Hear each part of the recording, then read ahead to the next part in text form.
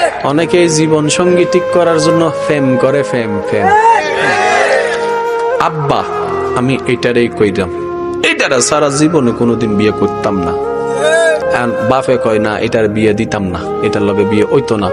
ভাত বন্ধ, খানা বন্ধ, ঘুম বন্ধ, এই বন্ধ সেই বন্ধ করতেই আছে। এবার বাপের মাইয়া লাগে, আচ্ছা যা করাই দিলাম।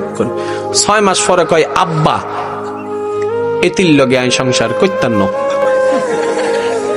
6 মাস আগে কইলি কি তা কই এটারা ছাড়া বাঁচতেন না। 6 মাস আগে বলেছে এটাকে ছাড়া বাঁচবো, আর 6 মাস পরে বলে যে এটার লগে আমি সম্পর্ক রাখবো।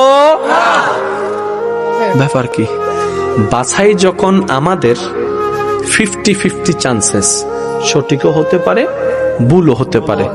বাছাই এবং সিদ্ধান্ত যেখানে রবের, বিন্দু পরিমাণ ভুল।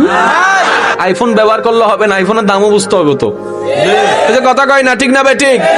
দাম যখন বুঝতে পারছে তখন তো আইফোন কেনার জন্য কিডনিও বিক্রি করে লাই অনেকে।